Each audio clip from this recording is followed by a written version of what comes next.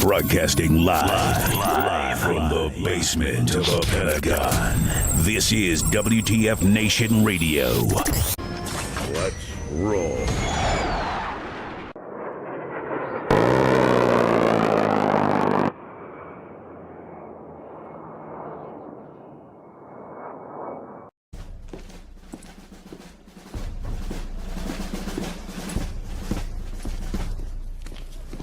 Good morning, Sergeant Major. How do you know what kind of goddamn day it is?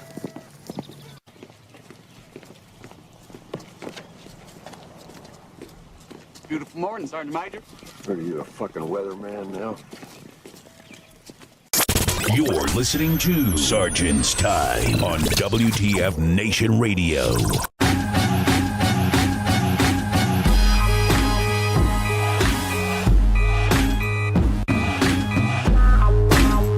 Bring 'em off some. Yeah. Broadcasting live from the Functional Veteran Center of Excellence, deep within the basement of the Pentagon, maybe in some mountain somewhere in the Rockies, maybe in the basement of the Alamo, or maybe Area 51. This is Sergeant's Time, WTF Nation Radio, U.S. Army WTF Moments. Too many tanks in the intro. I need video of staff doing MDNP. Man, well, I mean, our guest tonight is kind of like coming from a place that does all that MDNP stuff. Welcome to Sergeant's Time on the year of our, well, this is our Army Doctrine going to be a podcast, so we're just going to be shooting the breeze. Anytime I have military guests on here, I always kind of tone down the vulgarities and profane discussions that I have, due to the fact that, of course, that some of them might see this as a learning tool or a leader professional development tool for them to, use for their students or use for whatever. And I've had that done before, and I kind of went off script a little bit. And the next thing you know, people were like, hey, is there any way you could edit some of this stuff? I'm like, oh, then I guess I need to watch my language. At any rate, a real quick note out there for 4th Infantry Division. Hey, look, guys, I'm just going to say this. 4th ID has been getting a lot of crap for what's been happening with their kiosks, man. And I'm gonna tell you what, I don't know if look, imagine you're a command or you're an installation and you're being told, hey, look, not only are we gonna start shutting your defects down, but we're also gonna start building these little kiosk thingies for you to get chow, and now you guys got to figure it out. So I kind of feel I feel bad. I'll say this. I feel bad. I feel bad that 4th ID is getting all this crap for their kiosk situation. As you guys know, that we are partnered with Hots and Cots, the app that rates all facilities across the DoD. Hey, what's up, Heath? And I'm thinking, man, I feel I could not, as the director or the Grand Admiral Propaganda or Director of Digital Outreach, whatever you want to call it, that I representing the W.T.F Nation I got to throw the context out there, man. It is not 4th ID's fault that they're going through this crap. Again, I don't think you would be able to, or any leader, as a matter of fact, would be able to I don't say figure it out, but dude, chow it either gets fixed or it doesn't, and that's one thing about the chow part that I just kind of like, I feel bad for them. I feel bad for 4th ID, the Ivy division, and they're currently they're having like a bad winter storm, right? Well, summer, spring, something, a weird ass snowstorm has hit. And now they have had almost, I think in some areas, 2 feet where there's snow, and so they are on a delayed recall. I'm gonna go ahead and just put this up here just for the benefit of that. Look, these are the defects right here.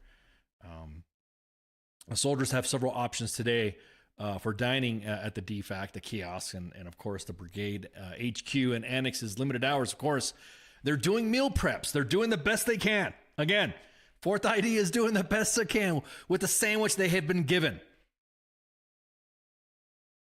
So the adjusted hours for the defects and feeding schedule have been obviously communicated through the chain of command, but we're assisting them in getting the word out as well. Anytime a unit wants to say, hey, look, can you assist us and get the word out, we would be more than happy to get the word out and ensure that. That's right, Heather. They do have great resources too to get this information out, because the force needs to have that. And I can assure you that the information has been passed through the command channels, and so we're assisting them. If you do have any issues trying to get to the defect, hit up your staff duty for transportation to food pickup. But that's pretty much going to be the schedule right now. Obviously, we're looking at today and then Friday, Saturday, and Sunday. Those are the ready kiosk and the first SBCT kiosk. And again, like we had Rob and we were discussing some of the stuff, and he was giving us the streets on the kiosk situation. It's going to happen. The Army is going to move to kiosks. So yes, this had nothing to do. Everyone's in the comments, hitting their inbox. Well, you posted that. Why don't you put the context in there of how come you didn't? Hey, look, yeah. It was a big coincidence that there was a snowstorm today. So it has nothing to do to the fact that they're having this stuff. They're adjusting their hours for the kiosk, for the troops, and this is what the leaders came up with. So shout out to the PAO team out there, Colonel Payton and Master Sergeant Bendarek. I hope I'm saying your name right, dude. For getting the word out, because again, it sucks. If this is what we're going to, again, bad rollout. I wish we had better rollout when it comes to this stuff. Or maybe there was a rollout that we didn't see it, or it wasn't communicated properly, or thrown out to the force. So that's my one announcement. A little bit on the okay, I want to say it. The social media news, social media, and in the Army and you.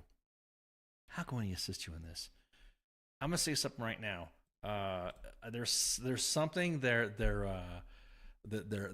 How do I say this? in pop culture, anytime the military is represented and somebody of their group, of specifically of a Native American or Muslim or Sikh or whatever, and we see something that's like that, like say for instance the movie Predator, right? Everyone respected Billy for his Native American traits that he had and what his beliefs on, you know, knowing that there was something hunting the team out there, special ops team, that was out there, right? Everyone was like, yeah, Billy is a badass. It showed, yeah, Billy's a badass, and of course he had his jokes and his awesome laugh. But I don't get is that every time something happens in the military for real, like specifically when it comes to the someone honoring their native heritage, specifically when it comes to their spirit, you know, for their how do I say this? For their respect. For appropriate ceremonies. I'm going to go back to Billy again for Predator, the movie Predator. Everyone thought he was the shit, right? Special operations guy running around with his band, and he was rubbing on his talisman, and he's like, hey, sir, you know, I don't know, there's something out there. Maybe it's just nothing. And then Poncho says, you know something, Billy. You know, he's like, I'm afraid. I'm paraphrasing, of course. There's something out there, and ain't no man. And he gets up and goes, we're all going to die. And then Dylan goes, man's losing it, right? Everyone thought it was pretty cool, right? To have that spiritual mysticism of a Native American soldier, again, albeit in pop culture. And then when he finally faces the Predator, he takes his talisman off and he takes out his giant-ass knife and he cuts himself across the chest. And everyone was like, hell yeah, Billy is badass, right? At any time we honor a code talker, or any time we see a U.S. Marine Corps, a Marine, I should say, at a powwow, everyone props up. Everyone thinks that's mad fucking respect, right? Everyone thinks that it's, hey man, this is the shit. This is what I'm talking about. This is, I mean, the warrior spirit. You know, dude, I respect anybody specifically of a native culture that you know that we allow to do this. I fucking hey, dude, props, respect, all for it. So there's a major that's out there, and his image has been floating around social media. Major Patrick Sorensen. I mean, call him Pat. And he's wearing his native regalia, right, for appropriate items and uniform for appropriate ceremonies.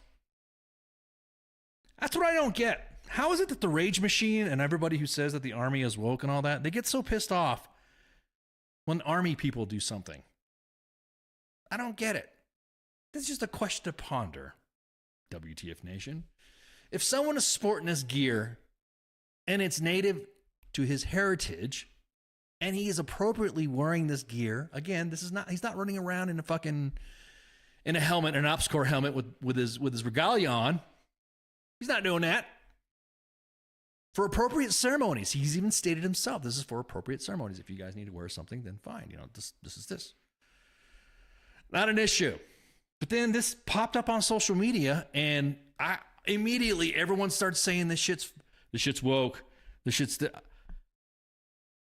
you need to kind of stand out. You need to kind of like stand to whatever. If you're freaking going nuts and going issue and going, yeah, exactly that. This is an issue. Yeah, I don't know what to tell you, man. I say man, of course, gender non-specific when I say hey man or hey dude or whatever, just West thing, I guess. Bro, whatever. I don't know, say, you know, because I've heard women say the same thing. I don't even know why I'm bringing this portion up the tangent, but just in case anybody gets upset. But Pat, I'm telling you, this is what he's wearing, and this is what he's accorded to authorized to wear during his appropriate ceremonies. Again, he's not holding formation like this.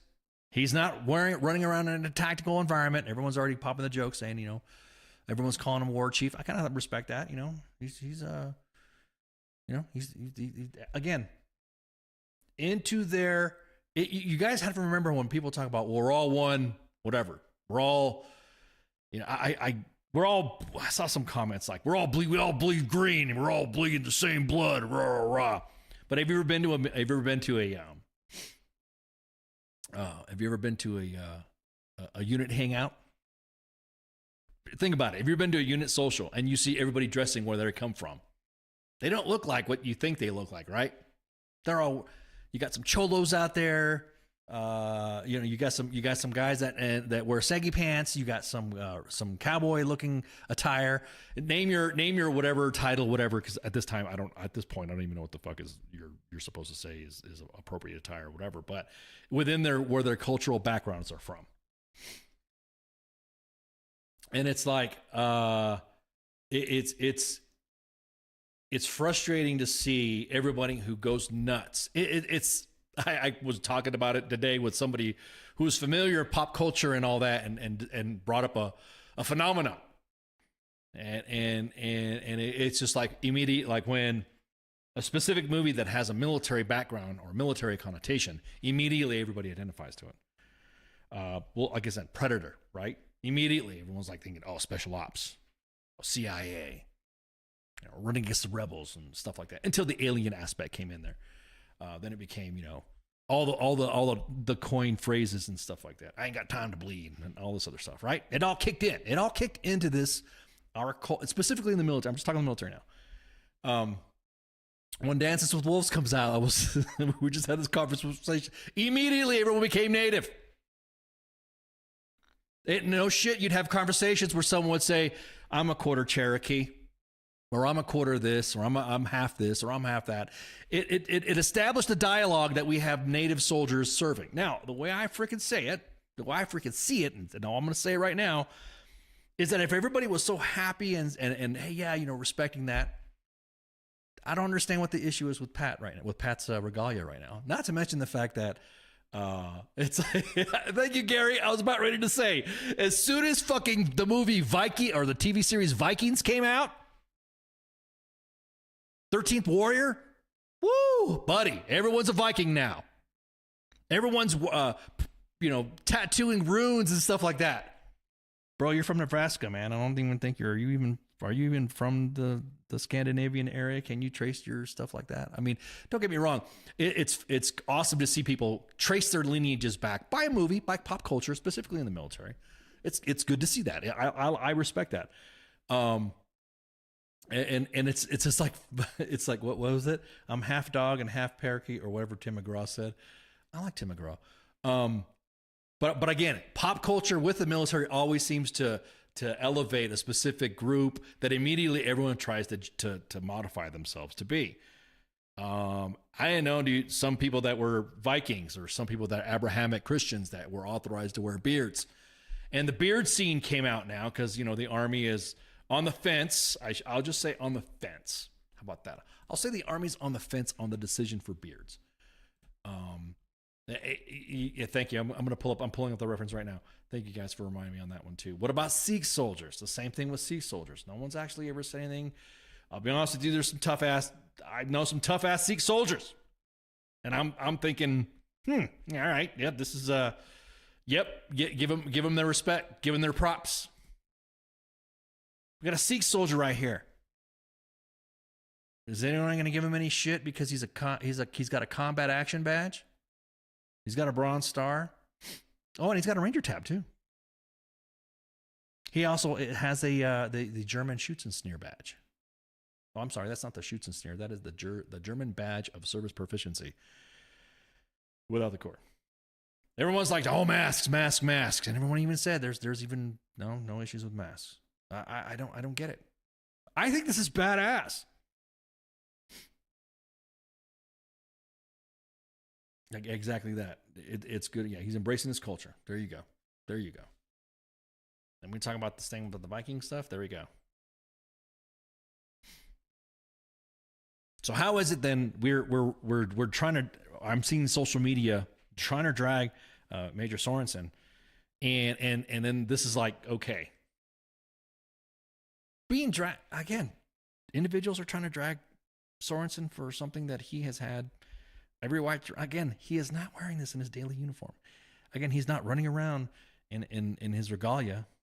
He's not saying, he's not commanding troops standing in formation with and stuff.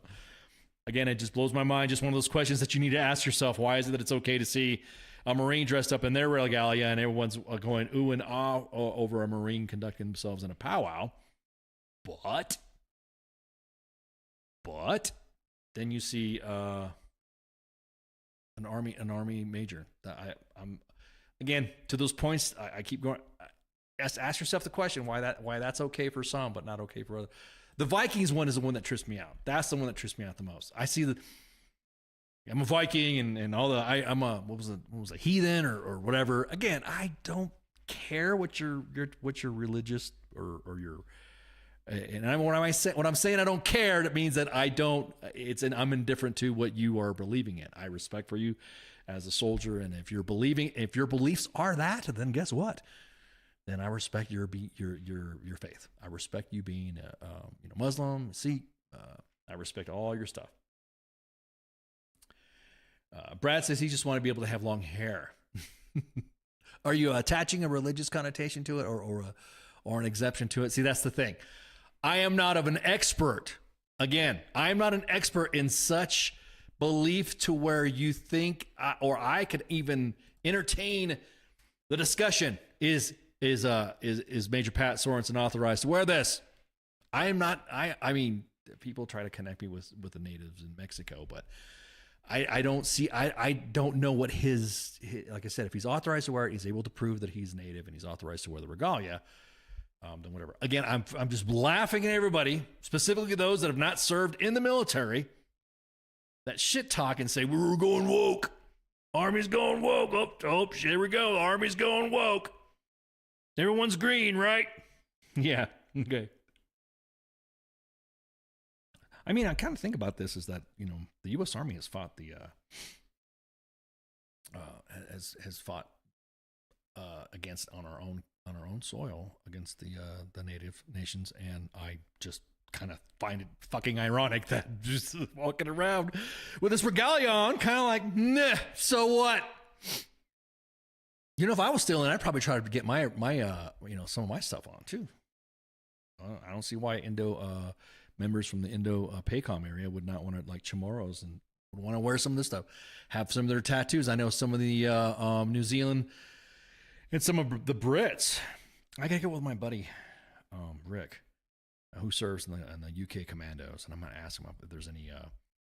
I know the Gurkhas as well. They have their own specific ceremonial stuff, so it's not uncommon. But again, I'm just wondering why, when you see Army guys doing this, immediately it's been an issue, even though we've had Marine code talkers that are authorized to wear their regalia for their specific ceremonies.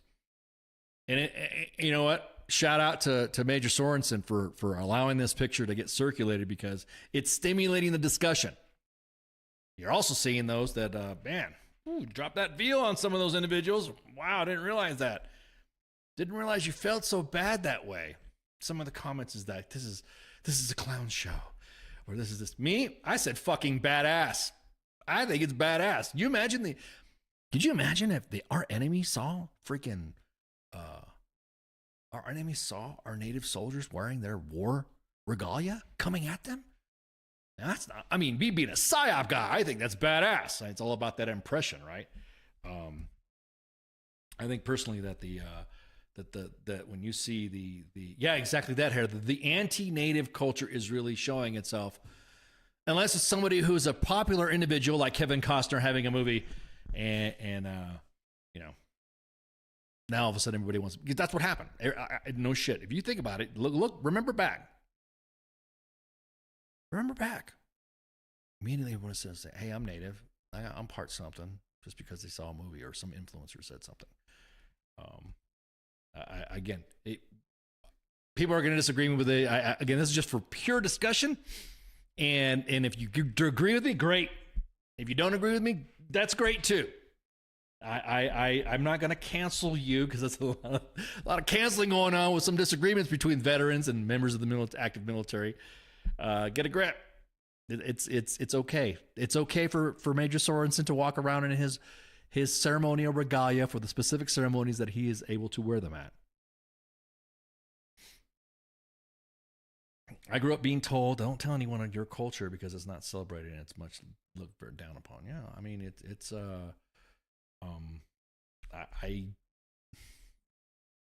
yeah, exactly that. Well, yeah, I'm glad you brought that up because I was going to be ready to pull that slide up. That slide. God, here. I'm going to speak with the Army Leader Exchange, and so now I'm speaking all, strict doctrinally. Yeah, I'm going to bring up this slide, and we'll discuss this. We'll discuss this next vignette. Do you want me to just be like all Army and just be all Army and looking like that? But remember I was saying how imagine seeing native soldiers coming like that, and everyone's like, oh, well, we're gonna do that and blah, blah, blah, blah. Yeah, okay, so what about the 101st? Thank you for bringing up that reminder. What about the 101st? Wearing mohawks and stuff? Ryan, let me bring up this slide. Make sure your fonts are matching. No. I'm not being evaluated at this vignette. In this module, I'm not being evaluated. No one's even have had an issue with native soldiers or paratroopers of the 101st getting their mohawks, symbolizing, a warrior culture. Like I said, man, think about this. Think about the enemy seeing, shit. I mean, I want to show it with an Aztec death whistle, but I don't know if whatever. So again, and let me pop up another one. Thanks for reminding me too. Yeah, there's another one. There's more. There's one. I think this is the one you're talking about. There we go. Look at that. The Screaming Eagles. I'm not even partial to the 101st. Well, I take that back to the 101st and the 82nd. I'm sorry, due to the fact that I graduated from the most premier, the advanced airborne school on the planet, the 82nd Airborne sponsored advanced airborne school, jump master graduate and AMO graduate. But anyways, I'm not even partial to the 101st. I think this is badass too. In our history, we've had soldiers that are exemplified by their culture, enhancing our mission. Isn't that why fucking speaking of the 82nd, isn't that why they called it the All-Americans or something like that? I know there's legends and rumors of why it was called the AA. But I'm just saying right now, it's or what about the famous D-Day one? Yeah, exactly that. There we go. Yeah, that's the picture that I'm talking about. Yeah, exactly. Let me get to this other picture that everyone's talking about here. There we go. What about that? Right? Woo! You know what's funny is that when people talk shit about Pat Sorensen's regalia, they so want to be fucking soft or operators or stuff like that. They want to grow beards. They don't want to unblouse their boots. They want to wear morale patches on their body armor. But as soon as an army major decides to present his stuff, woo, buddy. Man, woke military's gonna come. Oh my, exactly that, Brad. People have this bizarre fear that if things are not completely uniformity, the army will completely crumble. That's right. That's Big Sarge right there. That's most Big Sarge, as a One Punch Dad says. What the freak? It would behoove of you, and behooved of you. Do you think about that? GoArmySoft.com. Native soldier decides to put on his regalia. People freak out. Oh my God! He's freaking. He's gonna wear this stuff. Oh my God! He can't wear this. This is unauthorized. Again, I think it's badass. Now it looks like. Let me see. He has an NCO professional development ribbon too. Yeah, I'm gonna go back to his. Yeah, I'll go back to his uniform. Let's see. He's got a. Let's see. Let's look at that. Yeah. And so he was a sergeant at one time. So. Immediately, he's part of the NCO Corps. Let's see, it looks like he's got an Afghan. It looks like so he's deployed to Afghanistan. Oh, okay. Oh, let's see. Yeah, look at that. Yeah, he's got an impressive rack. So the way I see it, I'm just back off of Pat. We're stands. Again. Oh, we got a comment. Hey, you guys know that if you're listening to us on X app, or formerly known as Twitter, I think if you're on the desktop or I think if you're on either the app as well, you can actually go in, tap the image of the stream itself, and you can put comments in there, and I'll see the comments now because they fixed the app now. So now where I can see that. Because we just got a comment from X. Some people screeching woke drool over Jack. Oh, I'm sorry. Let me read this again. Sorry, my English isn't good. English is my second language. So some people screeching woke drool over Jack Churchill with his bagpipes, broadsword, and longbow. Yeah. Yeah. Sorry, I think it's badass. Sorry. Hey, what's up, Happy Cap? Whoa, what's up? What's up? What's up? Big if true. That's right. I'm not going to get into a philosophical discussion on DEI or woke or whatever, because personally I think that the media overdoes it anyway. So I kind of laugh. I do. I really laugh at that. I look back and I saw like, well, okay, what does it mean by woke? That's a question that is the same thing about. It's just, I don't know. I'm just, no one can really define it to me. AR 600-20 U.S. Army Equal Opportunity and Sexual Harassment and Assault policies that are written, I guess you could say, are the original woke. Are you saying that's original woke? Which basically says that you cannot discriminate on race, creed, religious background, origin, sexual preference, sexual gender, blah, blah, blah, blah, blah, right? There's a whole list, right? That's always been there. And I don't understand. Now, do I think sometimes that it goes overboard? It's almost like, when I say overboard, I mean, it'd be the equivalent of somebody with already, we have a system that doesn't require us to have a leave form cover sheet. Then leave form cover sheet over something that's already automated that the regulation says you don't need other than a leave form, right? Maybe an LE has to check, but then I always go back and say, why do we have to have some of these checks on your balance for leave when as a command team, specifically at the battalion and company level, and everyone likes to, sharpshoot me. You get the reports that come every month, the unit commander finance reports that tell somebody what their leave are or something like that. Shit.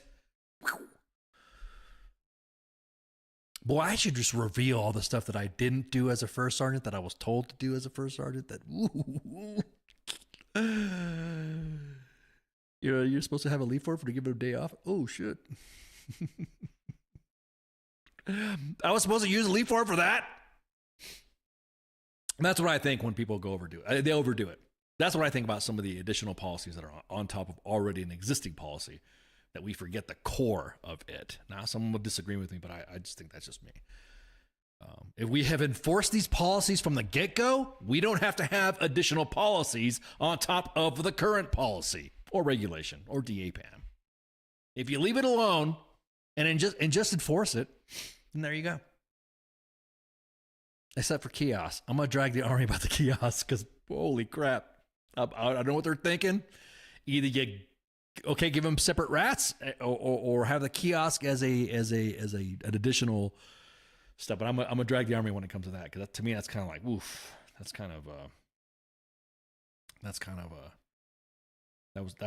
We were blindsided. Again, maybe we didn't get it in the inbox, or maybe the Army G4 sent it out and we didn't catch it. I don't know. We didn't catch it at all. So, man, Heather's got a comment right there. Policy on policy is a result of policy not implemented with fidelity. Damn, I'm gonna take that in. Hang on, let me grab that and quoteth the Heather. Man, I think I just might. Matter of fact, open up the freaking open up the app right there, and then I will just and then add that quote on there what Heather just said. I like that. That's a quote that is under the the W.T.F Nation Radio's X app right now. Policy on policy is a result of policy not being implemented with fidelity. Deep thoughts with Heather.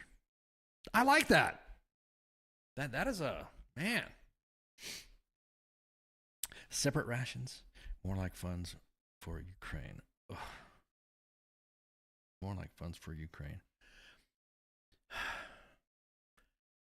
I don't want to get heated before the guest. I don't want to get heated for the guest because I have strong opinions on that. You guys know on the Monday show, the Monday edition, I play two videos representing the defense of Ukraine, the armed forces of Ukraine. The Come Back Alive Foundation video that I play at the end of the Monday shows. Yeah, I'm pretty supportive about it. I think our problem is that our government likes to place a lot of, again, we fail to fucking, it's like we can't walk and chew gum at the same time. Like, you know that there's other pots of money for stuff like that. The separate rats that comes to this is not, money has already been appropriated for the DOD for stuff already. It has nothing to do. I almost said vignettes. I know. It's hard for me to become institutionalized when I'm having a guest from the institution to arrive on U.S. Army WTF Moments and WTF Nation Radio to discuss the Army Leader Exchange. It's people don't realize when they argue about money for Ukraine and argue for our soldiers, it's like, you guys know that the bad DFACs and bad facilities were already there before Ukraine ever came up into the picture, right? You know that there's money already appropriated to the DOD that kind of is outside of the defense of Ukraine against Russian aggression. I support it 100%. I do. I even got attacked. I don't say I got attacked, but I even got put on. Everyone thought it was a bad take when I said that we're all these Wolverines, right? We're talking about Wolverines, right? We're talking about kill a commie for mommy. As soon as Ukraine comes up, money's going to get wasted. So our troops are suffering. Man, have you not been paying attention to what your troops been saying for the last 20 years during the GWAT when they've been saying that there's mold in our freaking housing areas and in the barracks and our DFACs suck? Where were you then? Again, like what Heather said, deep thoughts. Just feel it. Feel it. Exactly, Heather. Feel it tonight. That's right. Share that shit everywhere because I feel it tonight. Exactly. Policy on policy, result of policy not being implemented with fidelity. Quote by Heather Elizabeth. Man, I think you need to like throw some papers up there and discuss it. Watch your lanes. Exactly, Ryan. So again, it's hard for anybody to walk up to me, but talk to me or try to talk me out of anything going to Ukraine. Because we've been there before. We were already there. We've been there in Ukraine supporting the Ukrainians and developing and partner capacity and all that and assisting, training, and advising and some of their soft forces as well. But it goes back for a while. So we've been kind of an interest in that. And if anybody who has served in these types of capacities know that we always get frustrated.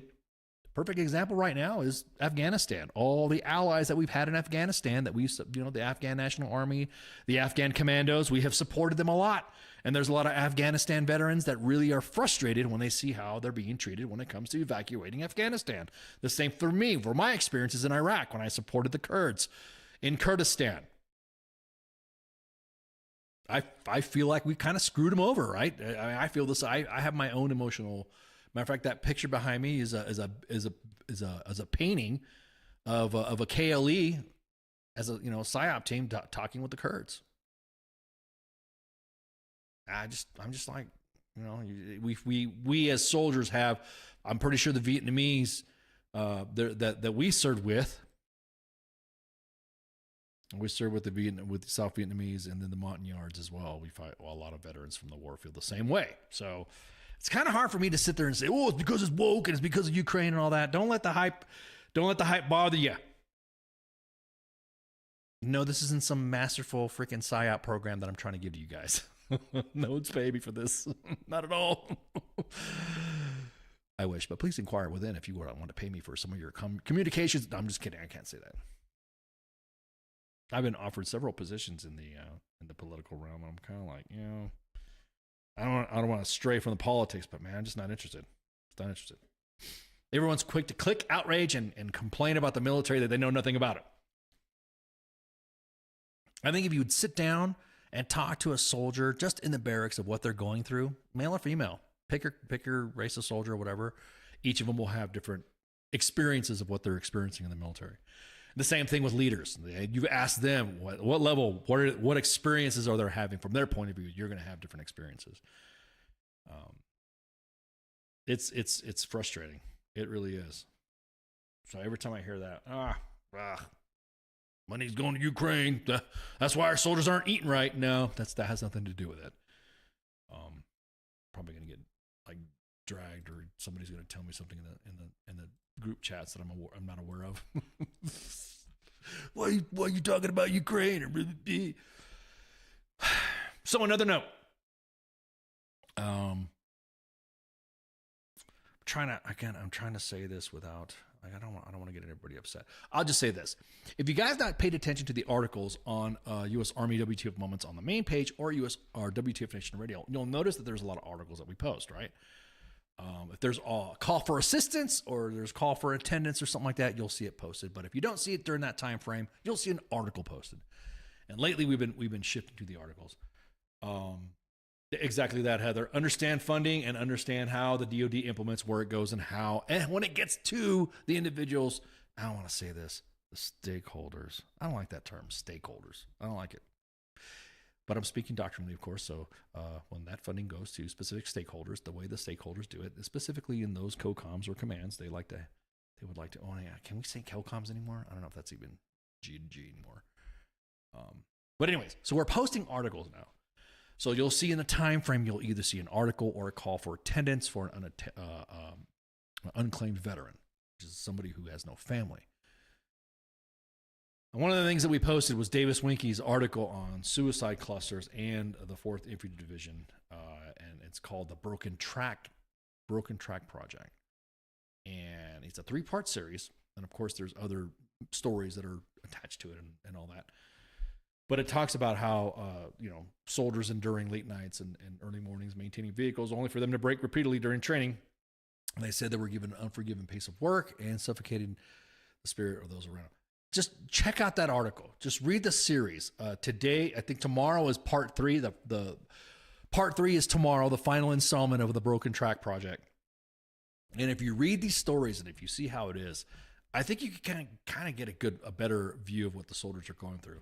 Again, has nothing to do with whatever. Now, I will say this, that some of the op tempo that we have, it's even gone higher than, I mean, you can think about it, because we finished Desert Storm, everyone got, shut down, units got deactivated, and it just felt like it was weird that it was just like calm, right? And then it happened, we had Bosnia and the Balkans and stuff like that, Kosovo kicking up. And it's just, I don't know, it didn't seem like it was busy. Then Afghanistan and Iraq kicked off. Of course, yeah, we were busy as hell. And then I thought in my experiences that, oh, okay, cool. Now we're done. Now we can go ahead and have our, I don't like saying this either, but of course, doctrinally speaking, our peace dividend. And then that's it. And then now all of a sudden, we're doing these rotations to Europe and Korea. That's incredible. When I just literally remember living in Germany. When I was stationed there. I was stationed in Germany. Some of the places that I was stationed in Germany are now under GO1. And I'm like, dude, there's families there still. They're still, whatever. I know that's another argument for another discussion we can have about too much CTCs or whatever. Is big CTC, like Big Farm, is big CTC the one pushing this? We don't know. Stay tuned for U.S. Army WTF Radio, and we'll find out. Maybe I should ask Megan, too. Do we think we're doing too many CTCs? I don't know if she'll get in trouble about that. She knows I won't play any gotcha games with her, but still. It's just one of those questions where I'm thinking, why is it do we do too many CTCs? Why is it that we have JMRC at Hohenfels, Germany? Why don't we have normal operations here, and we use that as a stepping stone for units to go deploy? So your certification is what? You go to JMRC in Hohenfels, and a specific BCT or whatever is getting ready to go. You of course, you maintain unit training, get ready to go, and your deployment is going to JMRC first. Then after that, then you rotate into your theater of where you're operating from JMRC. It'll be tough. Imagine going through the box and then from the box going to immediately, like in the same area, just driving to or getting your trucks and vehicles railloaded to where you're going to go. Country wherever. Country X. So, In recruiting school right now, it's about to hit usury to put people in the Army. Any advice on how to sell the Army in this current environment? That's a tough one. That's really tough because every individual is joining the military for their own specific reasons. The calling of you have, I joined, I don't want to sound all cheesy and Captain America like or whatever, but my family being a family of immigrants and I'm first generation American saw the beacon of our flag, the U.S. flag of being freedom, and it was an honor to serve your country. You should serve, do your part. And then you served your country. And then whether it was a 6-month tour or whatever, but you at least you served, right? You served your country. And that way there was no, I don't know, it just felt like you paid your dues, right? It felt like that's what it is. So for me, for my experiences and a lot from members of the military of my circle of friends, I know a lot of it's that calling stuff. It's like, why do they do it? America is the beacon of hope. America, I'm sorry, I joined the military. I always wanted to be a soldier. It was my childhood dream to be a soldier. And so for me, it was, don't get me wrong, there was some taste tests before I did it. I always want to make sure that, just because it might be your dream, it don't mean you're cut out for it.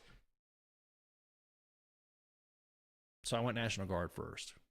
And then once I did an active duty, I guess they call it an ADOS orders or IMA orders, whatever you want to call it back in the day.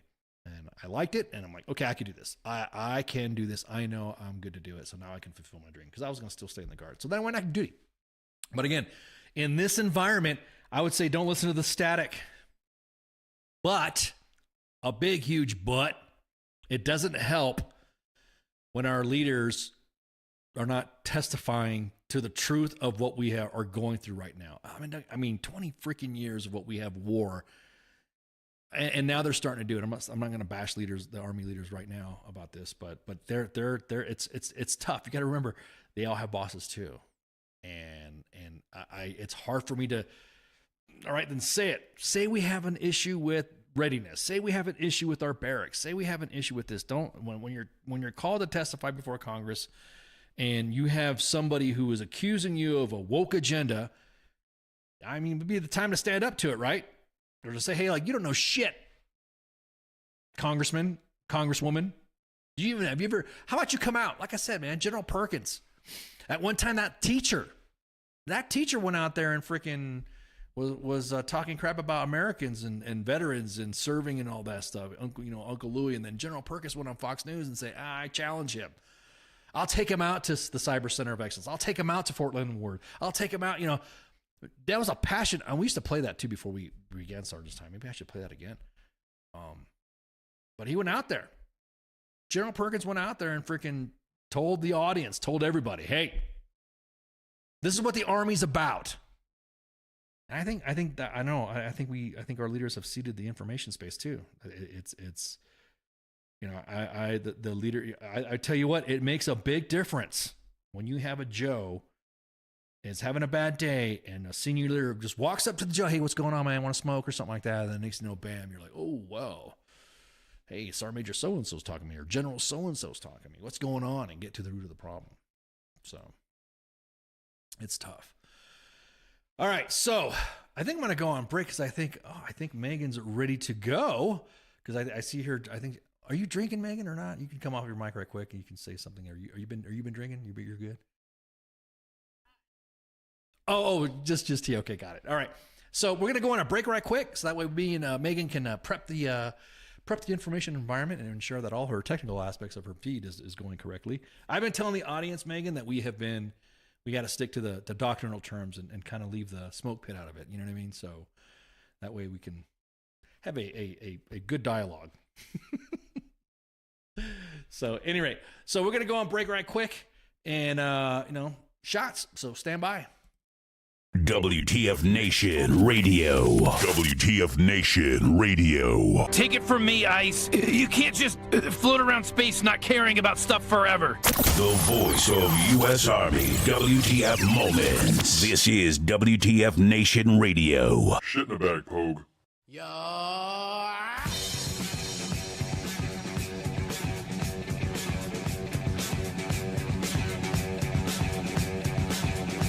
Jackies and TV addicts. Don't mean to this, don't mean to bring static. Or you cling onto your grandma's house. Grab your backstreet friend and get loud. Blowing doors off inches. Grab you with the pinches. And no, I didn't retire. I'll snatch you off with the needle nose pliers.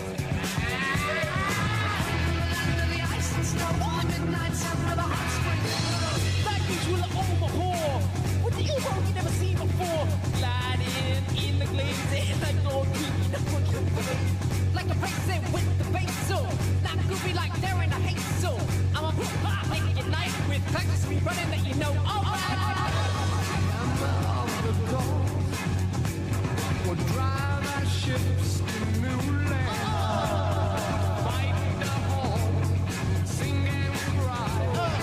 Valhalla, I am coming.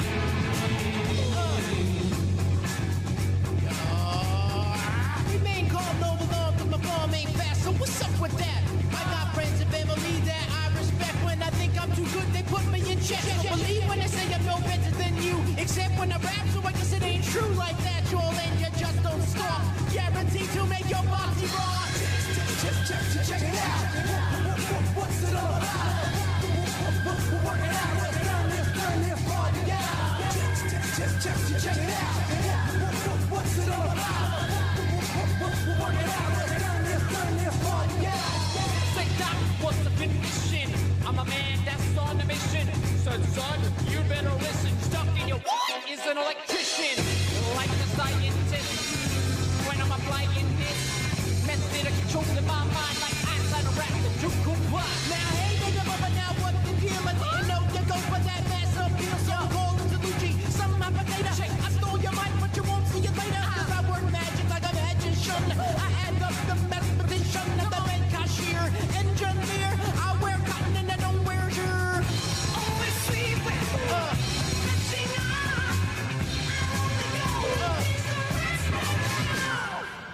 She say I'm an abracadabra. In the whip, I'm gonna cruise past ya.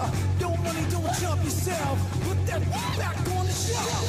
Blaze blazing, yeah, I'm phasing. My crew's amazing. We're working on the record, y'all, so just stay patient. Check it out.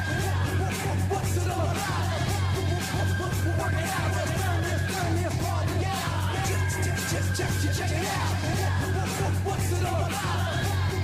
We're working out. Let's turn this party out. Now I go by the name of the King Admiral. I don't wear a cup nor a job. I bring it that's beyond bizarre, like Miss Piggy. And I am the one with the clientele. You say I'd rock, you rock so well. I got class like pink champagne. Let's see, ain't got the microphone, the mic goes stale. Always see. Catch me on. I want to know what needs to rest.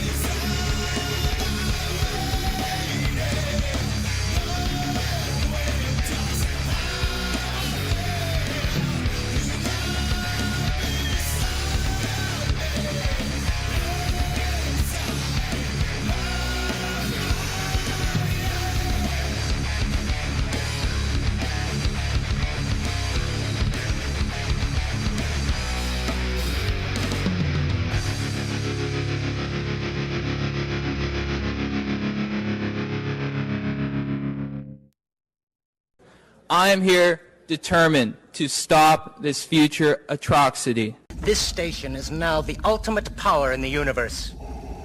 I suggest we use it. The voice of U.S. Army, WTF Moments. This is WTF Nation Radio. I find your lack of faith disturbing.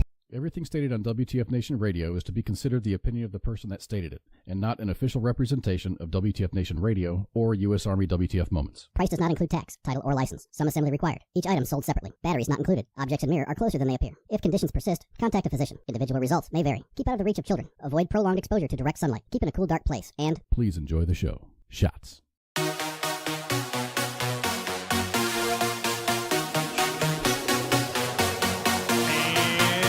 Back live with my guest, Megan Jantos. What's up? Hey, long to see you, Ken. I know, man. Long time no hear, man. We have, it's like we broke contact for a while, and it was just great. Ironically, that we started talking about the Army Leader Exchange in a different conversation, and now you're here, so it's awesome. Good seeing you. Yeah, good to see you too. Thanks for having me on. Yeah. So, what you been up to? I mean, let's see. If you guys don't know Megan Jantos was the brainchild, the brainchild, the vertebrae, the architect of my going public at AUSA in 2019. And I mean, we're just talking about the amount of leaders that we've had. To Megan Jantos was the first one, and I'm sorry, I forgot to do a proper announcement. You were Lieutenant Colonel Megan Jantos. And at the time, I think you just got promoted to major, right? When you were starting to engage us. Yeah, I think so. I think it was like right after CGSC and yes, that was over the third ID. Yeah, exactly. You just started working there. You started getting it at it, and I'm gonna tell you what, Megan was very, very involved in the inbox that anything U.S. Army WTF Moments posted or discussed or whatever. In fact, some of the dialogue that we would do in the podcast once Sergeant's time became more active. Would be from some of the conversations that we had specifically for Third ID. And then Joe Bacino, came on as a guest, and then General Beagle and Command Sergeant Major Gann came on. So you're looking at one of the pieces, you're looking at one of the vertebrae, one of the pillars of this engagement with the U.S. Army WTF Moment. So I thank you again. Oh no, thank you. I think that what you guys do for the profession, albeit sometimes controversial, I think it's important. I think it's important to have fun, not take ourselves too seriously. Otherwise, we won't get out alive, right? Yeah, exactly. So. No, I hear you. It can be frustrating. I know being in at the time that we were discussing and then now it is a frustrating event, especially now looking at it through a different lens. And but yeah. So you represent the Army Leader Exchange. What is the Army Leader Exchange? Yeah, so the Army Leader Exchange, the purpose of it is to try to inspire Army professionals, that's civilians and soldiers, to get involved in bettering the profession. And what we try to do is save them time so that they can do that by curating leader development content. And what that means is that we're not primarily a content creator, but we try to amplify other content that's out there into a newsletter, for example. That's our minimum viable product, if you will, that shows the best content that's out there in the Army and beyond too. So we try to highlight content creators that are affiliated with the Army, but not necessarily currently serving. Some are, some aren't. Now, does it mean that is it like I mean, do you guys have like a subscription process? How does it work? I mean, it's because when I think of exchange, I think like the stock exchange, or I think like, you know what I mean, that kind of thing. Yeah, so actually, Army Leader Exchange started way back in 2014, actually. It's had some evolution since then. And initially, it started off as kind of not dissimilar to this. It was a live feed of kind of a conversation amongst leaders. And then it also allowed people that were online to hop in and ask senior leaders questions. And so I actually discovered it, though, when I was at CGSC in 2016 timeframe. That was my first interaction. And then from there, it actually went over to the Center for Army Leadership. And they kind of evolved into more of a platform where you could go and get leader development content.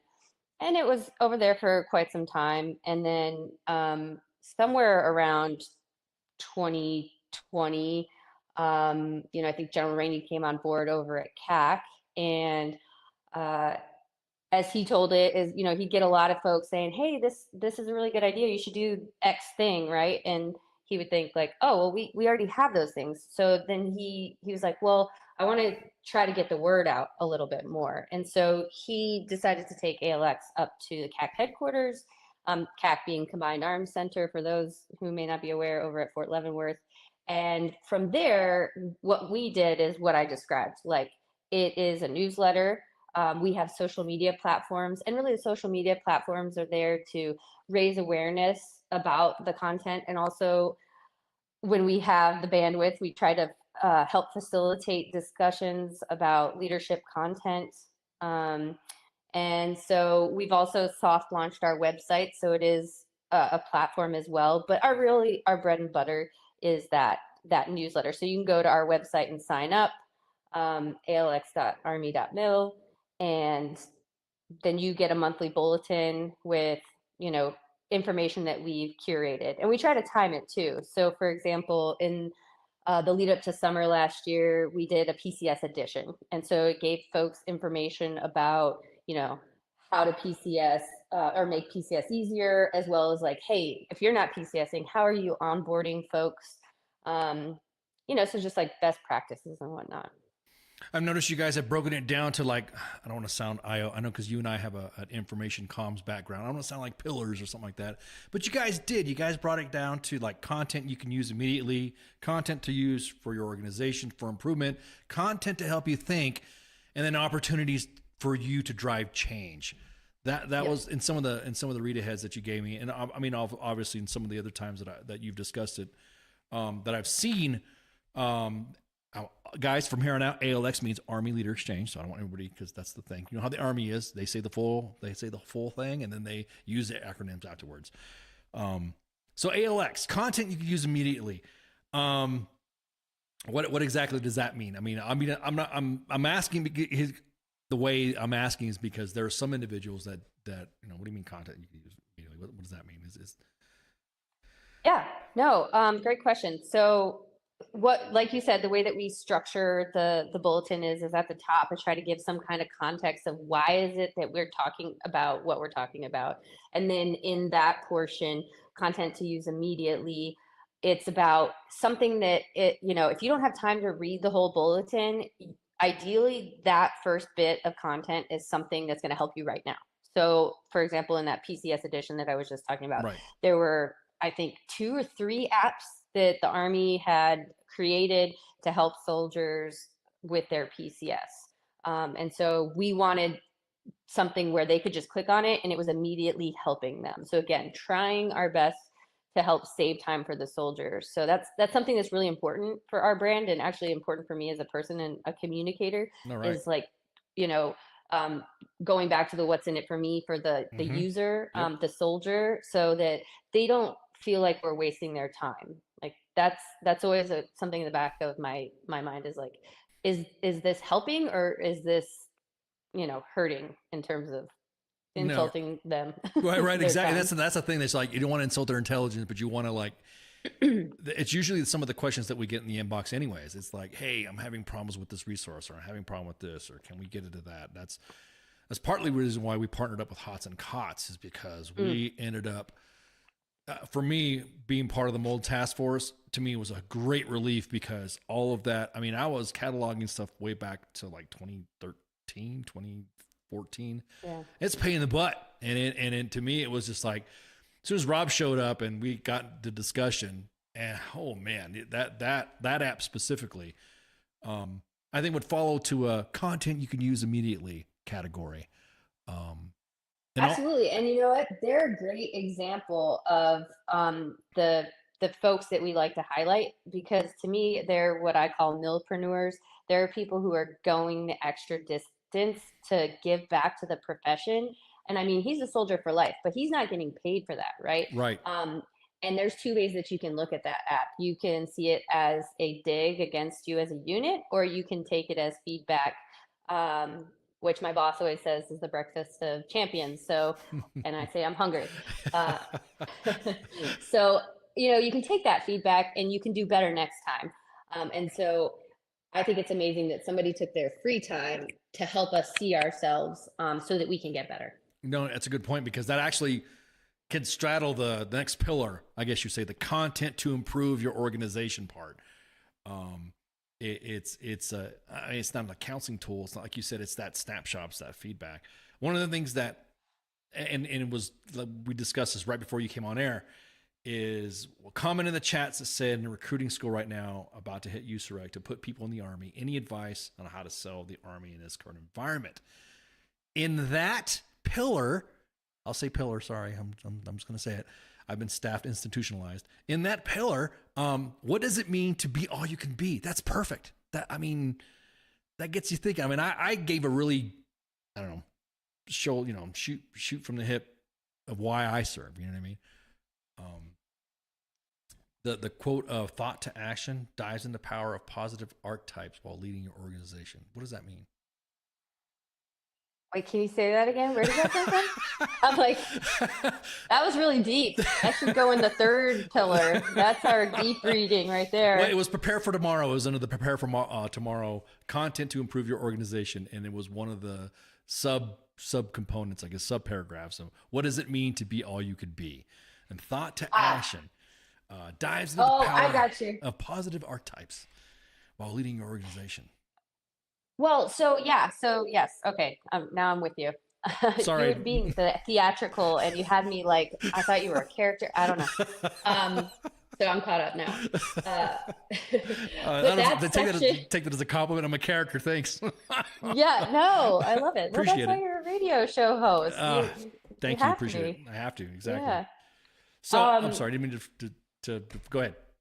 No, you're good. So that pillar, or I call them buckets. It's a bucket. There you go. Okay. For me, is about like content that maybe takes a little bit more time to consume, and it's a little bit more geared towards, more than just yourself or one individual.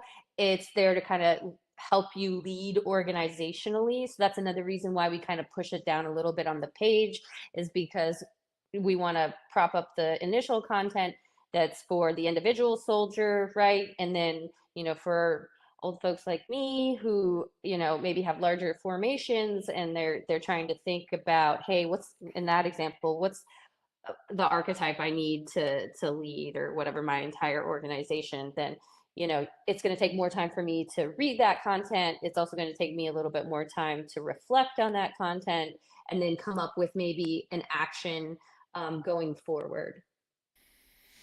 Yeah, it's tough because you I think sometimes they evolve too. Like you have to make sure you're keeping with a positive archetype as opposed to somebody who's that's consistent. You want to make sure you want to maintain that consistency as well. Yeah, we call that branding, right? Like, well, Yeah. I was about to launch into my personal branding explanation. No, you're right. But sometimes but it's like the audience sometimes forgets that the Army has to work a specific way to get to where it's at. And I'll be honest with you, it's to me, I'm excited to see this next evolution. I see it as another evolution of it. I mean, you're doing stuff at ALX that it's almost like like a foundry, like almost like brain trust, a think tank. I don't want to say think tank, but you know what I mean? It's just it's a fusion pit. I don't know, whatever doctrinal, lingo I can come up with. But I'm glad it's doing that because you're involving other millpreneurs. You're involving the art types that hopefully maintain their consistency. The content to help you think is the one I like always because I'm always in the books. I think I got more books than I got cabinets and shelves to put it on. Some of them are in boxes and someone will say, hey, did you read this book? And I'm like, let me go into the box. And then, yeah, I read it. And then immediately just recharges my mind, to start reading it. One of the ones that I liked about it, the first one in that bullet of your bulletin, the first bucket, I guess you could say on content is do you have a bad boss? Oh, That one right there. I'm glad you got that out in the open because that's kind of like an eggshell topic that most people don't like to talk about. What's a bad boss, or what's and develop your processes on how to act and learn from a bad leadership experience. It's like, does anybody come across and say, "Hey, why'd you put that in there?" That's not. Have you been getting any feedback? I should say negative or positive by that bucket of that pillar. Well, we do have a review process, but if it made it into the bulletin, then it passed muster. But that particular one I think is super important because we do try to, I don't want to say push the boundaries, but I think you have to have difficult discussions if you want to get better, and the fact of the matter is that even if your boss isn't a quote unquote bad boss, but maybe, your personalities just don't jive. And the only person that we can control is ourselves. And so, being able to say that person is the way they are, and I'm going to take a look at myself and adjust my behavior to get the outcome that I want. Now we're talking about influence. And sometimes you have to do that up the chain of command, and sometimes you have to do that down the chain of command. And so I just think that's really an important skill to have, regardless of where you fall at echelon. Yeah. I mean, you're right. At that point, you can just go by experience. You can't really say a specific, because there are personalities that just don't. They're never going to get along in a leadership environment, specifically when it comes to a staff command relationship as well. It's you're not going to. That's why I never understood that when I served on a staff and I hear, well, he gets it. I'm like, what does that mean? What does that mean when he says he gets it or she gets it? What is that? And then I get my ass chewed out for briefing bad, or someone corrects me on something, or I see that individual get corrected. I'm thinking, okay, I guess they didn't get it, or whatever. And then I'd get told, Ken, that's not the appropriate time right now. I'm like, what? What am I missing? Well, what's the he gets it? What does that mean? It's like one of those leader staff functions. On this bulletin that was released on 2024, I love it. Cheap commercial drones are playing an increasing role in military operations. How can the military counter this threat? Getting the left of launch. I like that. In the counter drone fight, explores the options to counter the threat. I mean, at this point, and this is you speaking as a field grade. What do you think about the drone phenomenon? What do you think about I guess you would say the wave, the buzz, no pun intended. Well, I think it's innovative. Mm-hmm. I think, at this point in time, everybody's looking for inexpensive ways to impose cost on the enemy or to achieve your mission. I mean, it doesn't even have to be about the enemy, but right. We're all looking for ways to be more efficient. And that seems like a pretty efficient solution to some of the challenges that are going on right now. I think it's how do I say this? I think I don't want to say it's funny or ironic. I just think that back in the day, some of the stuff that we used to talk about all of a sudden is now reality. And now we're like, oh, got to catch up to it. Now that's the new hotness. Now that's we got to get on. We got to talk about it. We got to discuss it. Get on a podcast. Let's talk about it. So, and you're like, well, I also would say it's not totally new. I mean, I went to NTC. I spent most of my time actually in armored elements. And so I was at the 1st Armored Division, and we went to NTC, and they did have drones at that point. I mean, that was way back in 2013. Yeah. So yep. We've been doing it. I mean, I remember I saw soldiers sprinting across the fob, and he had seen a drone, and he had some sort of gun looking thing he was about to take it down with. So we've been doing it. It's not totally new, but right. I just think, I'll be honest with you, I think because the advent of social media and the advent of the technology to post it, I think is what got the buzz going. Because my experience is back even further in the 90s, being in a UAS or UAV unit, I guess back then. It was Pioneer Hunter back in the day. That's before my time. God, you just aged me. Anyways, they had these little small, short UAV planner courses that they send promotable specialists and NCOs up to just to map like their plots. And I heard both. I was like, oh, this is never going to take off. These stupid little planes, they're not going to work. Then you hear someone else who's like, "Oh yeah," he's like, they're like the little mad scientists ready to freaking build, another one, and they're happy to do it.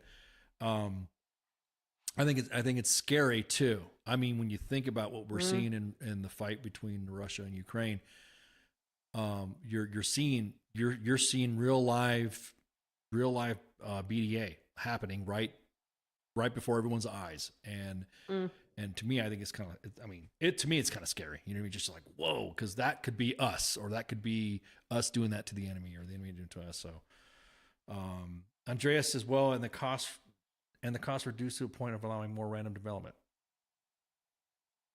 He's in the chats. Are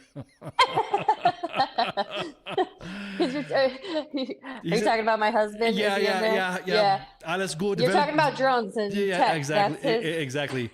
Herzlich willkommen, Andreas, dieser Podcast. Danke. So yeah, it's to me, it's fascinating. I mean, when I was back in my SOCOM days, it was me and a couple of psyopers and a couple of drone guys that we just really got into the tech of disseminating information platforms and just messaging, and then using it for jam. I mean, it was so much, and then people were like, yeah, is it going to be now a general can't stop talking about drones. Yeah. Counter-employment, I guess you say. You know what, though? I mean, so I attended this artificial intelligence course. I guess it's called the Data-Driven Leadership course at Carnegie Mellon. I was really lucky that I got sent to that course a couple of weeks ago. And it was interesting to me because I want to say that they said the one guy started studying AI back in like 1970, right? Oh, wow. Like, to me, I didn't even think about it back then. And then they even described that there's they call them 2 AI winters. So like periods where people stopped talking about AI. And so I think sometimes it takes a while for certain technologies to take off, no pun intended. Yeah. And so, right now, everything that's going on overseas, there's a necessity for innovation. And so I think it's exciting, and it's also scary, like you mentioned, but also very exciting for, I think, the U.S. Army, for one. And that's why we're trying to generate some of that discussion. And I know that, the Chief of Staff of the Army is big on the Harding Project and reinvigorating professional discourse, specifically through our professional bulletins, having these sorts of discussions about innovation. And I'm really excited because you're probably aware a lot of the divisions are setting up like innovation cells, and they're capturing these ideas and lessons learned. And gosh, I wish I could remember the name of it right now, but at the Center for Army Lessons Learned, they just created a new tool, and I think it's supposed to be in this next month's bulletin, a new tool where you can go in and you can capture on the spot lessons learned with your phone. Oh, wow. At the point of learning, if you will. Right. And get that over to the center so that we can share these lessons more broadly. So I think it's a really exciting time to be in the Army. No, definitely. Or being part of it, or being around it, or discussing it with the troops, or it is pretty fascinating. Also in that pillar where the content to help you think, my favorite, Mother of Tanks. Shout out to how you doing. I'm her Why We Fight podcasts are awesome. That is, I every time she'll post something, I mean, I use that to work out too. Anytime there's a podcast someone wants me to listen to, I'll use that for my PT workout, or for a drive or something like that. And every time she, hey, check out this one, and then I'll listen to that, and I will legit, it interrupts my workout. I stop. I'm like, wait a minute, what did that guy just say? Let me rewind that back right there. Holy crap, I didn't know that. And then again, like I said, it's just like that the analogy of me running back to a box. Oh my God, I think I got that book, and then me and her will go back and forth as well about that. Mother of Tanks' account, W.T.F Nation. It is an awesome account that you need to follow on Facebook, on Twitter, or X. and it's all about history. She is a historian. She's doing this. I think she's doing this by herself too. I mean, this is no. She's not, yeah. So back to my point, right? Like Yeah. another thing that is so important with ALX is I want to amplify these people who are literally putting in their free time, to create content. And she was creating a series for the Combined Arms Center. Yep.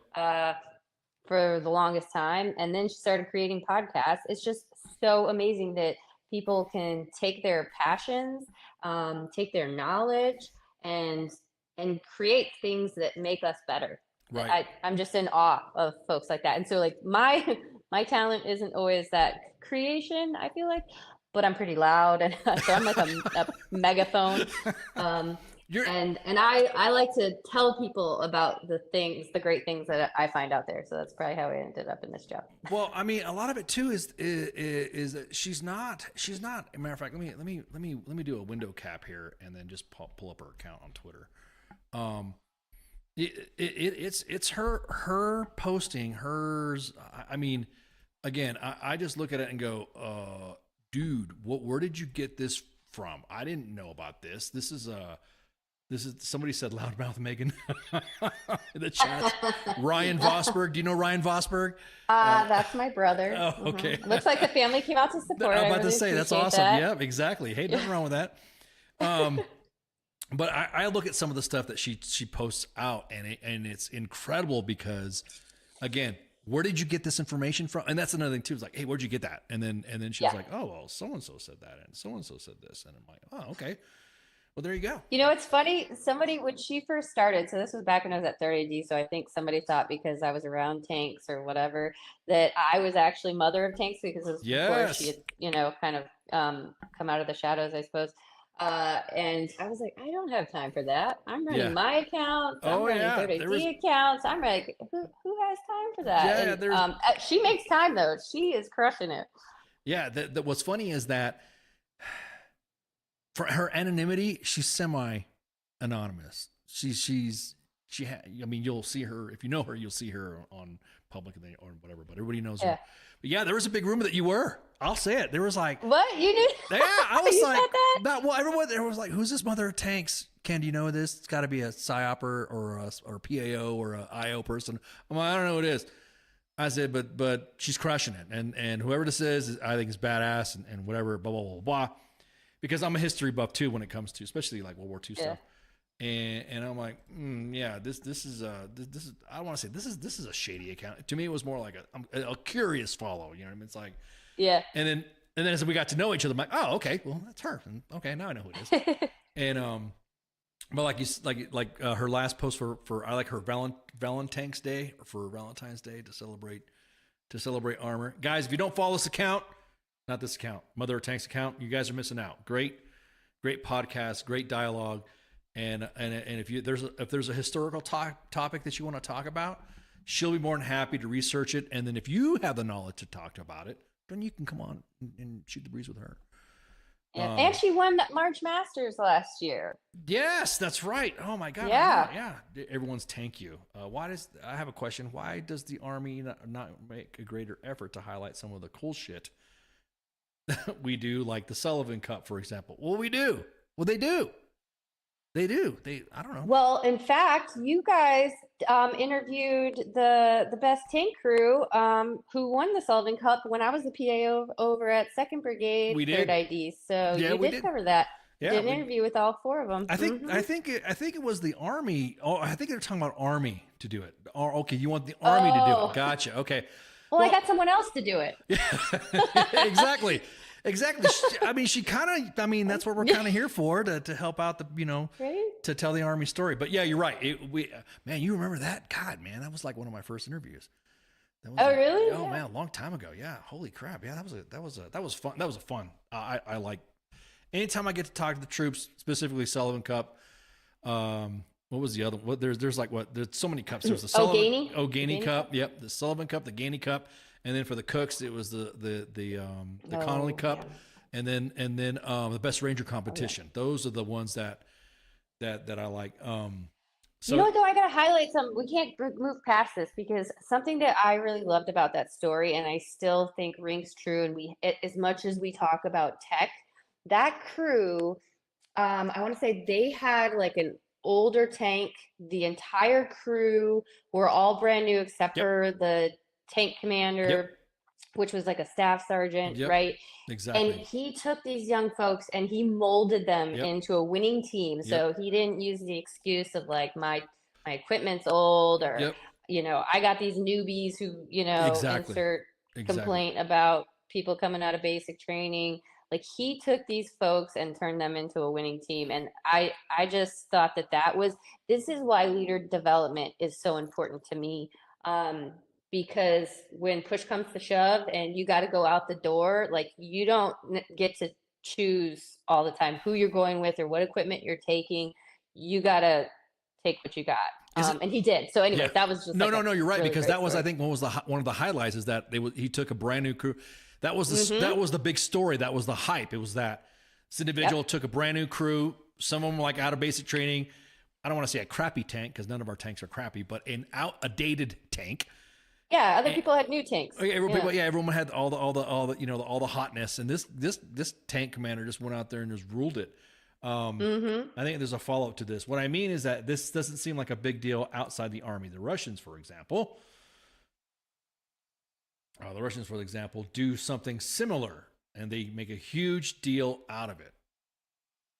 I think the Russians, don't they have like some sort of competition where there's a bunch of tanks jumping? And I think that what was it? The Indian crew or the Chinese crew? They got lost on the range. What was it, a couple years ago or something like that? I think there's a Russian competition where everyone goes and jumps tanks and fires on the moves and stuff like that. We talked about it. I mean, the Russians, for example, doing something similar, they make a huge deal out of it. I will say right now, when it comes to armor and the Russians making a big deal about it, they're not doing too well. They're not. I'll talk. Yeah. Oh my God, I know. Did you see that? Did you see that Bradley just decimating that? What was the T-90 or something like that? Like was the most advanced Russian tank, and one of our Bradleys that we gave to the Ukrainians just totally spanked it on the battlefield. So. Oh, I didn't see that. I'm gonna have to see that. Oh yeah. I'll send you the link after the interview. But please awesome. do. Yeah, I mean, I was making memes about it. By the way, U.S. Army W.T.F Moments and W.T.F Nation Radio is banned in the country of Russia and Belarus. Every time we get mass reported by the Russians because we make fun of Putin. So Megan, we're probably not going to see your stuff in Russia. So sorry. Okay, so now I don't need them to know who I am. So that's a good point. You talked about that, the leader stuff. Opportunities for you to drive change, which is the last pillar. Get involved. You brought up a good point. That tank commander, just brought on a team. So it's all about the team. I mean, we have a soft saying that human's more important than hardware, I guess you'd say. Spark change and write a catalyst paper.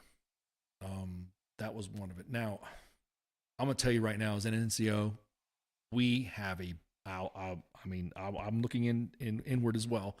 We suck at writing as NCOs. We don't. It's like, do what is there that we can do to, I don't know, get like a field grade binder or something like that, or an assistant. How do you write a paper?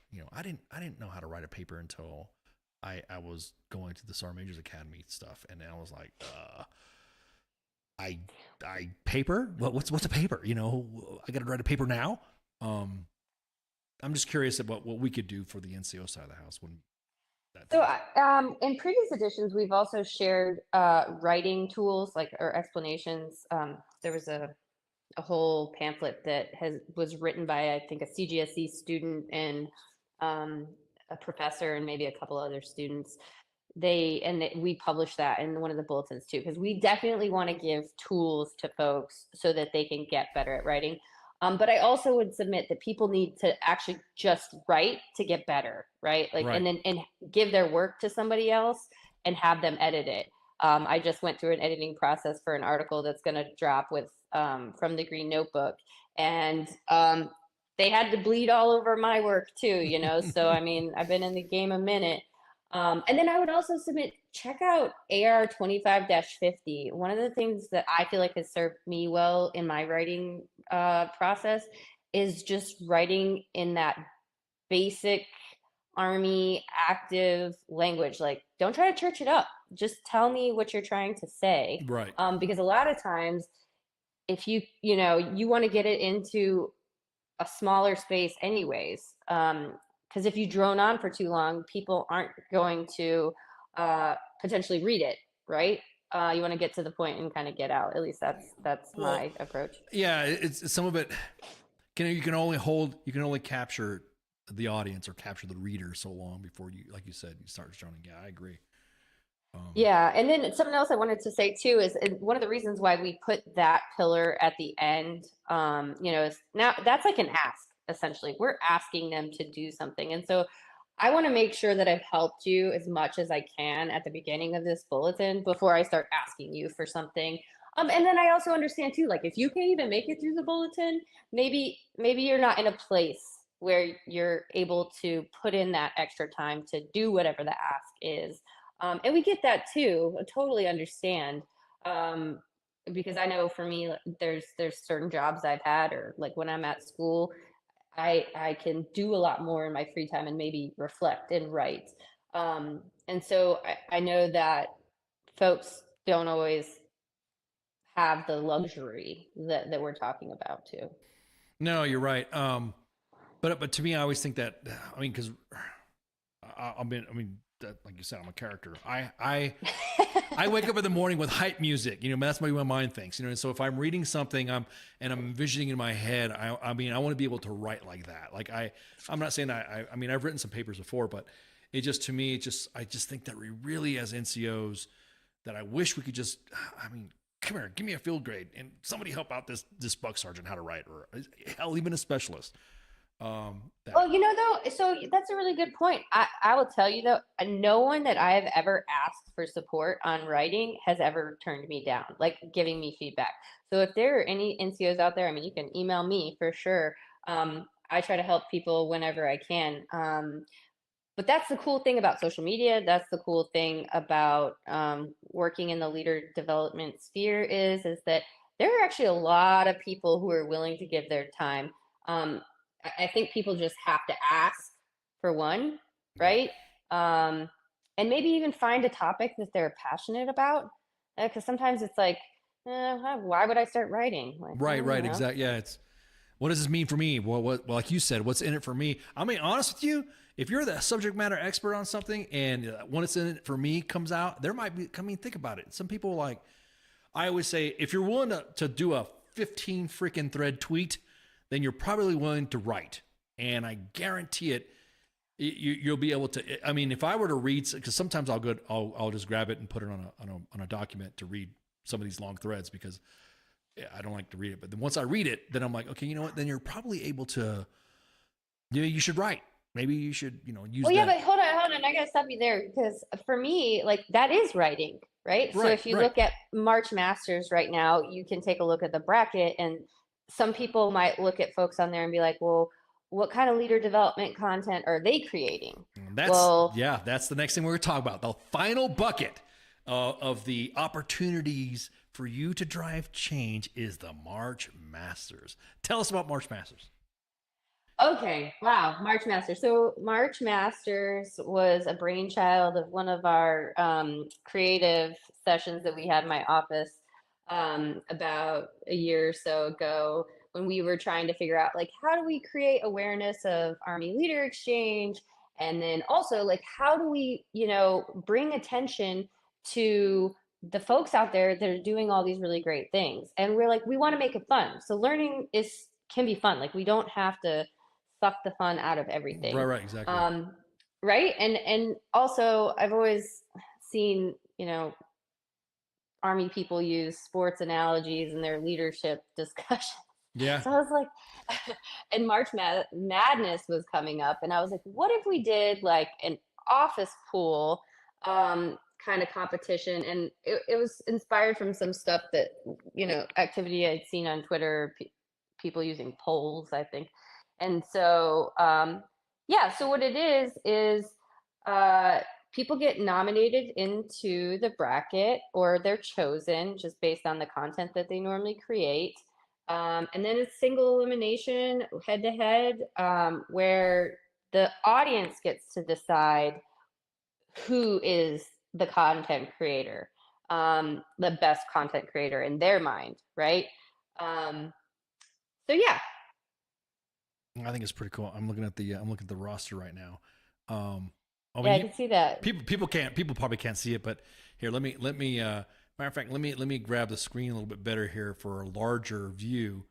That way we can see who's on the light, because you got. Oh yeah, there's some tough. There's some tough competition in here, and I'm like, I had to wow. close my eyes sometime and just write something in, because I was like, you can't make me pick between those two people. Right, Like, right, exactly. So basically, first off, how does somebody get nominated to the March Masters championship bracket? Well, so last year, just to be clear, we didn't do nominations, and then we dropped the brackets, and everybody was like, "Well, what about this? The NCOs, more NCOs, or what about this person?" And I was like, "Okay, fair, right?" But the flash to bang last year was pretty short, so I was like, next year we'll do better. So Right. this year, what we did is we shot out messages to various groups and our social media, just asking for nominations, and so we did our best to get everybody in there. There was a couple of things that weeded people out. But yeah.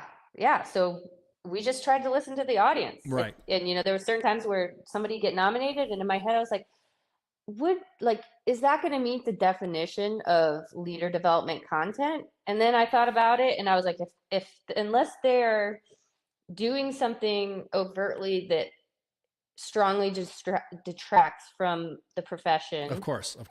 Like, we need to try to include them because the audience sees them as leader development content. Like, they're better because of it. So I'm looking at look at some of the creators right here. You got NCO Journal. Well, so wait a minute. There's TBD number 16. What does that mean? It's to be. Nobody's in that bracket yet. Yeah, no, up at the top there, it starts with the creators qualifier, and they're going to compete for those seeds. So whoever wins in that first poll that we'll have, the poll starts on the 19th of March. Gotcha. So people can go onto our social media right now, and they can fill out this bracket, and then they can submit it up until midnight on Selection Sunday. Awesome. And then we'll go ahead and take all of those and keep track of the scores. So not only is somebody going to win this overall bracket in the final showdown, but also folks can win by filling out this bracket and getting the most points. So so the folks up at the top are going to compete for the higher seed. So another interesting thing we threw in a little twist there is S1Net doesn't technically have social media, but it's one of the content creators, if you will, that's been around pretty long, and it has quite the email subscription. It was something crazy. I want to say he told me 100,000. Yeah, that's about it. I think it's 110,000 or something like that. Now, real quick, let me open up the bracket even more, because people are like, "What? What are you talking about?" Like you said, you got some good NCO Journal. You got Call. You got West Point Dean. You got Army U Press, Leader Up, PS Magazine. PS Magazine. I hope they don't get rid of that thing. You got some good ones in there. I'm digging through and looking at some of that stuff right there. It's pretty good. You got I got a copy right here too. Yeah, it's like you got Chowder. I'm glad you got Chowder Hill. Well, you can see we have the 4 brackets there, so that also constrains us a little bit too in terms of who gets nominated and included.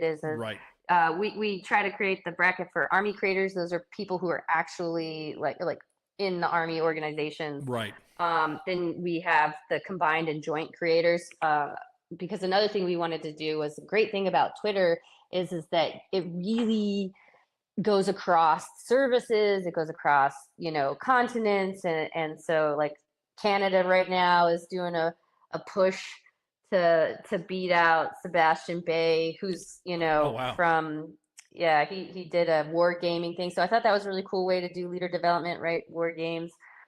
So that category is going to be pretty interesting, I think. But Chowder Hill is out there doing great things for the Navy. setting the example for military leaders everywhere, really. Yeah, and then we got the non-army creators, and then individual creators brackets in there as well. No, I'm glad you brought that up because you delineated the non-army creators and the individual creators, and I'm glad you added that on there because I see Hots and Cots in there, and I see Doctrine Man in there, and I see Med Pro COE, Call Sign. I mean, everybody that I see in there, I mean, they you don't realize once you see the bracket like this how much you're just like, holy crap, the Army. I don't want to sound doctrinal, but the Army enterprise really has a lot of tendrils out there. They have a lot of people they can use for resources. Yeah. It just and that's the thing too. Is that we didn't even get to include everybody I wanted to include in that category. And you think about if we were able to tap into their energy and the amount of effort that they put into the profession in their free time, right? Like that's what ALX is. It's a community of people like that who want to make it better together. So yeah, it was really tough. It is. I'm just looking through some of the more names in here. Like you got some, and what's funny is that I shouldn't say what's funny. What's great about it, I should say, is that you are also introducing the Army profession to these individuals that are out there for that purpose. You're hey, did you know that Call Sign Cowgirl is involved with the with this program and was one of the prime architects, along with oh man, I forgot her name. Another field grader. She's a field grader. Major Sam. What was her last name? They're the ones that helped develop the Army's parental leave guidance. And I feel bad not knowing the other one's name. I know her. We follow. She's on Twitter. Yep. But it's those resources that some of the stuff that we post on U.S. Army WTF moments, I kind of look at them and go, hey, am I posting this right? Is this what it's supposed to be? I think it means this. Am I correct? And then they'll be like, yep, make sure you put this, make sure you put that. And then bam, it goes out, and it's, I think for me personally, the more we know, and I guess this is our network, you gotta be, like you said, you gotta be motivated to do it. You can't be a Debbie Downer about this and then complain, well, I didn't know there was a source out here that can help me out. Yeah. What's you got like 3, you got first round, second round, Superior 16, Expert 8, Creators Clash. What is that? So the Creators Clash is the semifinal title. Okay. So yeah. Something real quick I wanted to go back to about the folks on here though, and what we tried to do this year. So the first year, a lot of this was done solely on Twitter, right? Correct. So it was in a little bit of a bubble. Yep. And one of the things we wanted to do to bring awareness to some of the other goodness out there was go beyond Twitter and include folks from Facebook and Instagram. And so some of those you might not recognize on there. Like we got nominations from for Sergeant French, Gritty Soldier, Army Fresh. They also have a network called Military Fresh. A lot of those brands are really big on other platforms. And then like even one that got nominated that was interesting that people are still using Facebook so much is that Zoltan S1 Guru. And the knowledge that's coming out of there is super useful in your day-to-day. Yep. Highly recommend that one. And then also, you mentioned a couple of folks who helped get the policy changed. We also have on there Army Mom Life, Yep. which they do a lot of stuff. They were involved in that, I believe. Yes, they were. And they do a lot of stuff behind the scenes in closed groups because a lot of times, you understand how the internet is. Yeah. That women don't always want to put information out there for concerns about being attacked or put down, or of course, just being able to talk to each other amongst peers. And they do a lot behind the scenes that folks don't see. So if you're a woman out there looking for a community, definitely check them out. Even if you're not a mom, I think it can be good, just sisterhood. Well, not only not a mom, but also, I mean, I would say this applies to male leaders as well. So that way, because you're gonna have moms in your formation. You're gonna have moms in your formation, in your team, in your staff, whatever, and you're gonna have to know the ropes too on that. It's not that's a woman problem. That's what if you're a male leader and you're supervising, commanding, or a woman in your formation, you're gonna have to know that Army directive on parental leave guidance. And to me, I just think it's the more the merrier when it comes to having that info. Because like I said, for me, exactly that, Neves. Moms are everywhere. They're everywhere. And so if you do something that could impact policy, some don't even realize that they're impacting policy, and they just need to be educated. It's not a ding on them. It's legit because, and I think the bubble, that's why I was glad that we're bringing this here to this audience, because on Facebook, that's where U.S. Army WTF Moments and WTF Nation Radio primarily grabs most of their feedback. That's why I'm glad we brought it to here. So that way you could see it, you as the audience could see it and then understand, oh, who are these people here? Because that was one of the things about when I was posting about COTS and we had them on, and everyone's like, I don't know about this. They're when did it start off? And I'm like, well, that's a long story. Maybe we should just bring them on, and then that way, Rob can discuss it. Yeah, that was a great episode. Yeah, I appreciate that. Rob was that partnership we got now. It's I'm gonna tell you what, Megan, it freaking, oh man, tracking all that mold. I mean, me and you talked about it when you were the PAO, when you were in Third ID as well. Yeah, got mold. You're right. Look at this with the mold, and you're like, that's not what it says. Look what it says. I'm like, oh, okay, well, let's look about this. And then I like that interaction with PAOs. I'm sorry, it's not that I'm like, the kids are like saying, oh, well, you're being institutionalized. No, a lot of it is something that a PAO or specifically a command is not aware of something happening in their formation, and I would rather have it handled within the command than they get blasted on social media when it was an easy fix before it got blasted, if that makes any sense. Absolutely. And I always took that very serious in terms of, I saw my role when I was a PAO as a protector of the reputation of the organization, I'm that first layer, and as an advocate for the soldier. Right. Because if we're not taking care of our soldiers, we're not doing our job. Right. Right. Oh no, me and you used to go, you didn't know it was me at the time. Me and you used to go back and forth in the inbox, man. I feel like, our inbox is confident, is protected. Nobody will ever see the inbox traffic, but I could look back, and I did. I was like, man, Megan, I wonder if she remembers this conversation. I remember this and I'll look back and I'm like, oh my God, I feel like such a dick. I was like, oh really? Oh my gosh, I love to read that. because I feel like I looking back at what your intent was. When you look things further away, you start to get a little more clarity to it. I'm like, oh my God, dude, did I really just fucking tell her that? She didn't know who I was. I didn't know who she was, but still, it was just like you could definitely see we were both battling, and then and then all of a sudden you just saw it slowly change once you're like, well, so-and-so told me this. Well, here's what so-and-so said. Well, to me, just the evolution, and maybe because I'm partial to you anyways, because you're the one that dragged me out public, but it was that interaction that made me go, was also part of the process of having a public face to our organization as well, if that makes sense. Because then, I look back at some of the stuff. I'm like, God, I feel bad. But then again, we were both passionate for what was going on. We were both fighting the same thing, and it just like I said. Sometimes I look back, I'm like, God, I feel like such an God. Oh, I don't even know what you're talking about. But I'm like, it was a trip to NTC that we had that we posted something.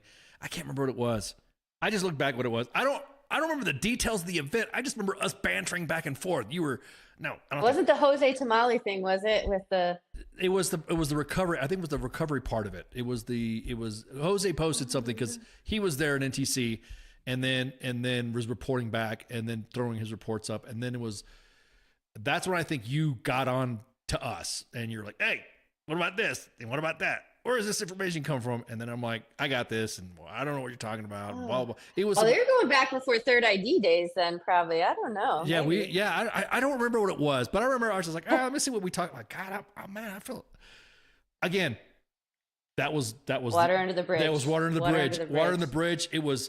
I could just see the passion between us going fighting for the troops, fighting for the organizations, getting the truth out, and then like I said, all of a sudden it just like we must have had an epiphany, and you were like, hey, you know what? AUSA is thinking about blah blah blah blah blah, and I'm like, everyone's looking at me like, I'm like, what? I'm like, what? Why are you all looking at me? And they're like, you're retired, man. You could do this. You could like this. I go, bro. I said, I've been living a double life for years, and people don't know what I've done and who I am, and all of a sudden I'm just gonna go, hi guys, you don't like goofy. What made you make the leap? You just trusted me, huh? Exactly. That's what it was. It was trust with you and Steve Leonard as well. His dialogue with me, he and I would talk, or he'd jump in our inbox with some stuff, and then we'd share some stuff, and I was like, hey, I think it's gonna be me, and I mean it's me, Ice. I'm gonna do that. And he's like, oh yeah, I think you should do it. You should do that. I go, man, is persistent. She's like, we need to have somebody at AUSA. This is something that I think is gonna be big and it's gonna be good. And then he's like, well, I mean, what's your gut tell you? And then he gave me that big brother advice, and I was like, yeah, dude, just do it. Just do it. See what happens. You'll probably break the internet. I mean, we did. We broke the internet because that was an awesome panel. Yeah. That was an awesome standing panel. room only. Yeah. It was an awesome panel. So for me, I will always, when it comes to Army Leader Exchange, Megan Jantos and family and all that, I want this to be out because you, like I said, you are one of few PAOs that stuck it out and said, hey, we should do this. We should engage, specifically in our media environment. In our media environment right now, people are going to be like, wait a minute, U.S. Army WTF moments and the Army have something going. What happened? What happened back in the day? Someone's going to misconstrue what we say, and the next thing you know, it's going to be on another podcast you're talking crap about, me being woke or something. Well, we talk to all media, right? Right. Exactly. And some people might argue that you guys, aren't media, but I would say that, your audience, you guys, like when I checked, you had more followers. This was back in the day. I haven't checked lately, but had more followers than Army Times. So if the audience is going where you are and, they're saying one thing, like we need to be able to provide accurate information so that you can provide accurate information to your audience. So I think there, is a symbiotic relationship. It is. Well, and I'm glad you brought that up because you with what we went through, that symbiotic relationship changed our TTPs as well. And like I was telling you earlier, I had another KLE with another PA team, and I'll tell you who it is after the show, because sometimes our interactions are not public. And I said for every one post you see on U.S. Army WTF moments, there are 15 to 20 posts that don't get posted because we engage. Yep. And we're like, hey, whatever infantry division or armor division or aviation brigade, this is what's happening, and blah blah blah. All right, we'll get to it. And then it's usually mitigated. So, and you're correct. Yeah, we still do have more followers than Army Times. They are at 1.1. They were like 1.6, but with the reach of 2.2 in engagement, and then we get throttled a lot on our page because that's why you notice that we get throttled because certain countries we've been attacked. Our pages have been mass reported or something like that, and then the next thing you know, you're like, dude, okay, well you can't post something for like 3 days, or you can't, Oof. Your page reach has been limited to this, but you're in timeout. Yeah, exactly. We are an internet timeout for something that we're just posting. Somebody else will be like, but we've also expanded. We've assisted in the development of U.S. Navy WTF moments. That's their. Oh really? We've assisted in their. We've assisted in their development. We've partnered and stood up U.S. Space Force WTF moments. We've so it's like we got gaming kids now. From what we started from our last engagement, we have grown. We're about ready to rebrand WTF Nation Gaming. So it's like, and they already have a following as well. So it's been busy, but yeah, your definition and my definition of media are different than what the traditional sense of that, are we media or are we not? Are we a hybrid media? Are we, what do you think we are? I was just going to say a brand, because somebody was saying something the other day too about how, you have a brand when you can kind of come up with different products. Like Nike could make a hotel and you would get that. Like you could see how cool a hotel that was branded by Nike is, right? Yeah. But if like State Farm made a hotel, you'd be like, what? Yeah. Why? Like, why? No, I can see that. No, that's a good. And so like, your guys are out there doing all kinds of stuff, you Yeah. know, and so that's good that they can't like pin you down, I guess. Yeah, no, that's no. I okay, I can see that. That's a fair definition. Happy Cap'n says, "Bring back WTF posts on X. They will come back." Our Twitter handler is out and about, and we can't say out and about to where they're out and about at. How about that?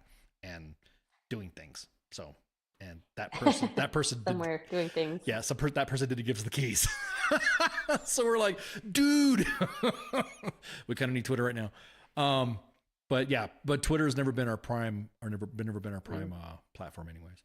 But yeah, it's well, I appreciate that, Megan. Thank you so much for hanging out, man. This is good stuff. Yeah, no, thank you. It's been so long. It's been great to get, and I love hearing your take on it. And I love that you went back to the messages. You might have to send me some of those. Yeah, I don't know about that. Nope. You'd be next thing you know, Ken Ramos said this to me, and I'm like, no. Nope. Nope. Okay, maybe a couple. But anyways, well, hey, thanks again, Megan. Lieutenant Colonel Megan Jantos from the Army Leader Exchange. We've been talking about the Army Leader Exchange and to include March Masters. And I want to shout out to your boss too for letting you come on and hang out. I mean, this is, not too many GOs let their lieutenant colonels go out there and go, hang out with me. And I appreciate your boss to. Well, I think he hung out with you, right? Yeah, I mean, but I'm just gonna say that he's got no issues, but I just given the proper respect, it's his house. So, well, see, there you go. Let's start another rumor. Oh, so he runs WTF Moments too. We already got the rumor that Pat Donahoe runs WTF Moments, but we won't say that either. But at any rate, thank you so much, Megan, for hanging out. We're gonna take a break right quick, and then we'll be right back, and then I'll be back to do some housekeeping. So thank you again, Megan. Appreciate it. Yeah, no, thank you. Take care. Good talking to you. Yep. Stand by. We're gonna talk later in a minute. Hang on. There's a lot of tough talk on Twitter, but there's not a lot of real talk. The voice of U.S. Army, WTF Moments. This is WTF Nation Radio.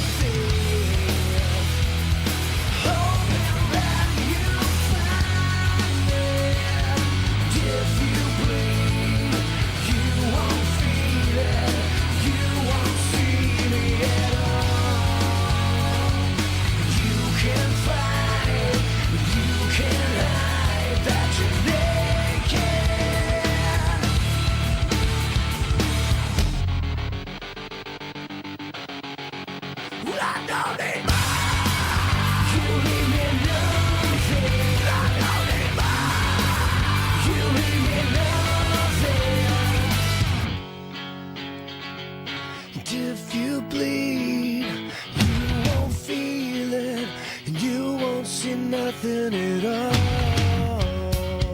And you can fight, you can hide that you're naked.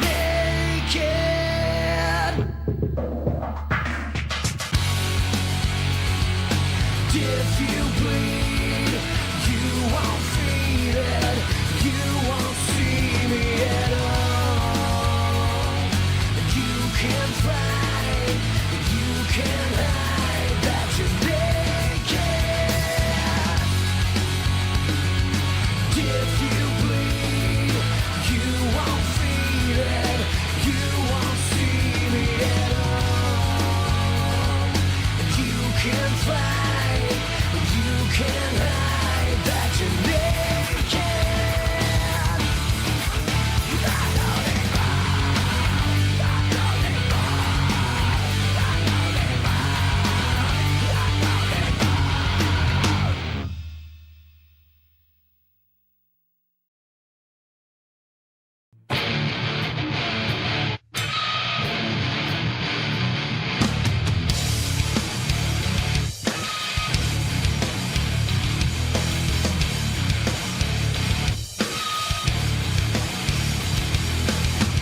I lay my life on the line. I think I'm falling behind. Don't think that I'll be chasing it. You say I walk on the truth, but I've nothing to prove. One more way that I'm making it. Violence away, don't kick me down, 'cause I'm already 6 feet underground. Violence away, don't kick me down, 'cause I'm already 6 feet underground.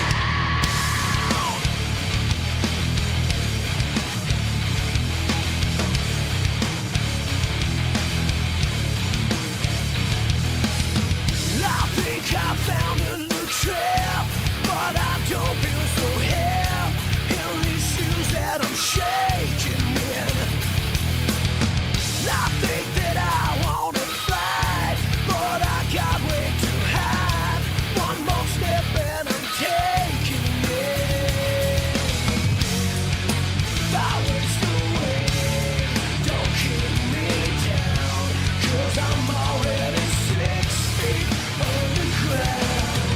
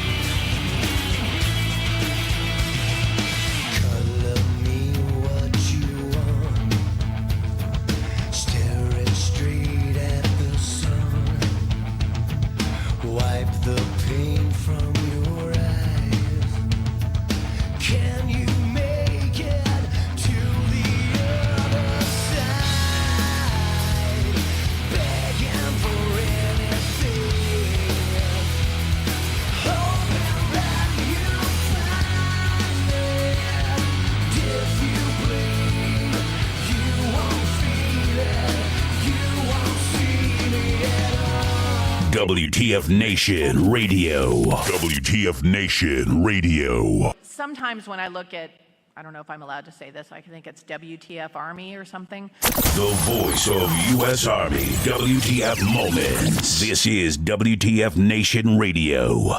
Everything stated on WTF Nation Radio is to be considered the opinion of the person that stated it, and not an official representation of WTF Nation Radio or U.S. Army WTF Moments. Price does not include tax, title, or license. Some assembly required. Each item sold separately. Batteries not included. Objects in mirror are closer than they appear. If conditions persist, contact a physician. Individual results may vary. Keep out of the reach of children. Avoid prolonged exposure to direct sunlight. Keep in a cool, dark place. And please enjoy the show. Shots.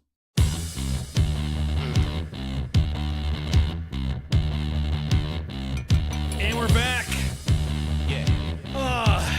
Man, sorry about that. I had to take a quick coffee replenishment, refreshment, potty break, and also close up some stuff with Megan.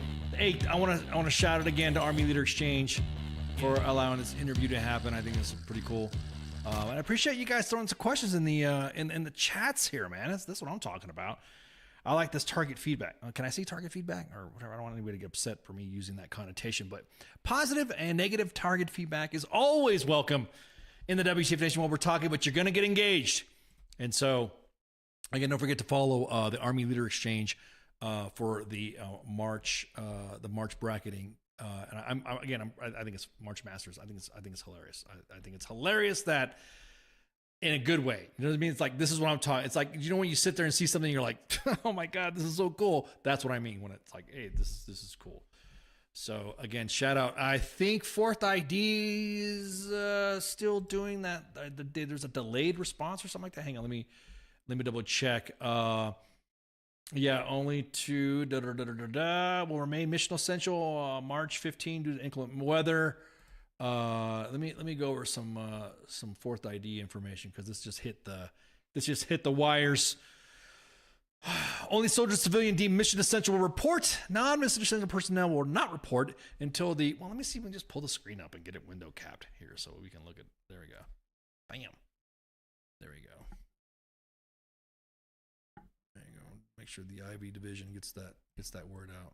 I'm gonna tell you what, they've been pretty active in engaging with us. Okay, so there you go. CYS West CDC is still open. Fitness centers are closed. A medical sick call report to each emergency room. Which is the Evans Army Community, each, and yeah, I know it's not each, like each and every emergency room, it's just the Army, the Evans Army Community Hospital emergency room. Inpatient emergency services will remain open. All Evans Army Community Hospital outpatient services, walk-in ancillary service, and administrative departments will be closed on the 15th. Gates 4, 6, and 19 will be closed. The kiosks. Raider kiosk is open from 9 to 6 p.m., the Ready Kiosk, same thing, and then Slack IWR. Brunch, 10 to 1 p.m. Dinner, 1630 to 1800. Wolf IWR, Warrior Restaurant, I should say, is closed, and then Warfighter one is closed as well. There you go. If you are in that organization, make sure you share, like, or follow your organizational stuff. I guess also Kansas, Leavenworth just went through a bad freaking hailstorm as well. So be careful out there. Make sure you follow all local. But again, this is the Fourth ID's information to me, and I just want to make sure you guys and gals know about it. So we got next. We got housekeeping, man. We got some housekeeping. Let's see what's up with the show lineup here. And let me grab this, y'all. And Kaz, hey, what's up, man? From Montana. Oh yeah, greetings from Montana. That's right. That's so awesome. So right now you are listening, watching, viewing, hearing Sergeant's Time on WTF Nation Radio. Let me open up the calendar and see what we got. So today was Lieutenant Colonel Megan Jantos with the Army Leadership Exchange. And then next week, we have a bye week this week with Friday Night Freedom with Kaz. He's in Montana hanging out. I don't know. Is CQ going to do some tabletop gaming or something like that? Or the Grunt's going to do something? I might jump in there. I don't want to jump on Helldivers, but I need people to help me out on the Cluck and Bell raid, the heist on Grand Theft Auto, because that heist dropped and it's been fun. I'm a little bit of a gamer myself. At any rate, next Monday, on the Monday edition with myself and Massey, we have Joe Bacino returning back, stepping in the WTF Nation to catch us up on a lot of stuff. He's been doing a lot of stuff.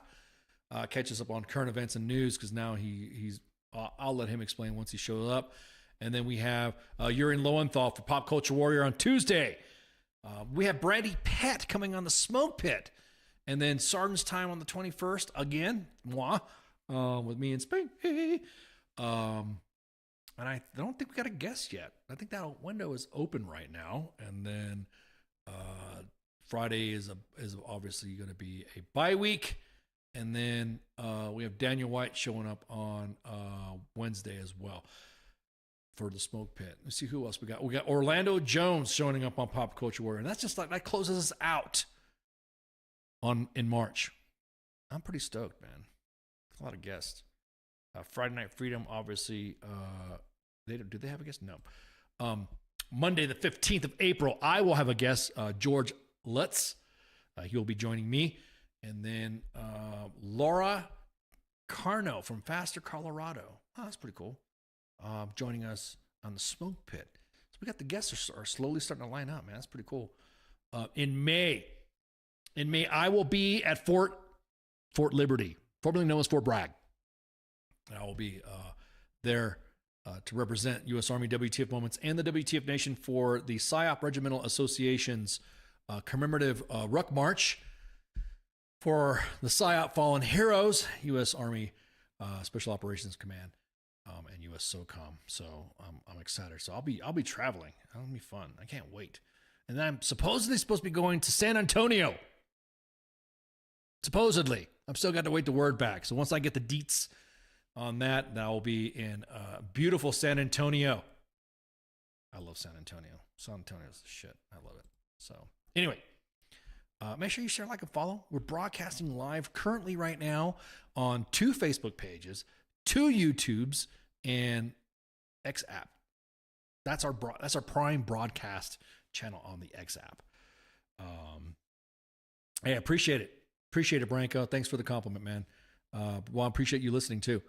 So currently we have 2 YouTube pages, U.S. Army WTF Moments and WTF Nation Radio, 2 Facebook pages at U.S. Army WTF Moments and WTF Nation Radio, and live on the X app. Holy cracker. I appreciate the listenership there. I don't know if you guys follow us, but man, that's nice.